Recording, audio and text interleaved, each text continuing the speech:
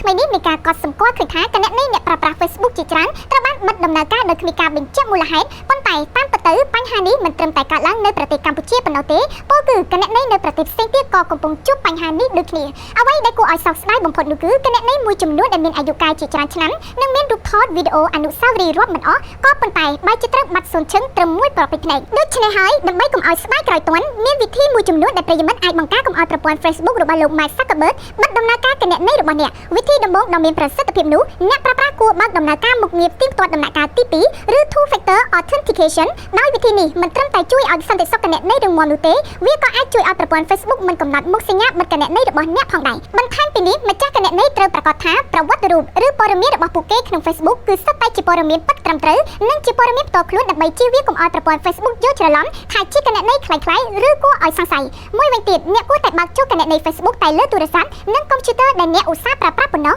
កុំបើកចូលគណនីខ្លួនលើឧបករណ៍ផ្សេងទៀតដែលមិនធ្លាប់ប្រើពីមុនមកជាចុងក្រោយអ្នកត្រូវឧស្សាហ៍ពិនិត្យមើលស្តង់ដារសហគមន៍ឬ Community Standard របស់ Facebook ឲ្យបានទៀងទាត់ដើម្បីធានាថាអ្នកមិនបំពានចំណុចណាមួយដូចជាការផុសបង្ហោះរូបភាពឬសរសេរ comment មិនសមរម្យចែករំលែកព័ត៌មានមិនពិតឬខ្លាញ់បន្លំឈ្មោះនិងអត្តសញ្ញាណរបស់អ្នកដទៃសូមរំលឹកថាថ្មីៗនេះក្រុមហ៊ុន Facebook បានធ្វើការពង្រឹងនិងអាប់ដេតប្រព័ន្ធសុវត្ថិភាពដើម្បីបោសសម្អាតគណនីគួរឲ្យសង្ស័យនិងទប់ស្កាត់ការខ្លាញ់បន្លំព័ត៌មានមិនត្រឹមត្រូវនិងការឆបោកផ្សេងៗក្នុងសហគមន៍អនឡាញមួយនេះយ៉ាងណាក៏ដោយពេលខ្លះប្រព័ន្ធសុវត្ថិភាពរបស់ Facebook ក៏អាចច្រឡំបិទដំណើរការគណនីដែលបំពេញតាមស្តង់ដារត្រឹមត្រូវផងដែរដូច្នេះបើមានករណីនេះកើតឡើងម្ចាស់គណនីត្រូវចូលទៅកាន់ Help Center របស់ Facebook ដើម្បីបញ្ជាក់ព័ត៌មាននិងស្នើសុំបើកគណនីវិញឲ្យបានឆាប់តាមដែលអាចធ្វើទៅបាន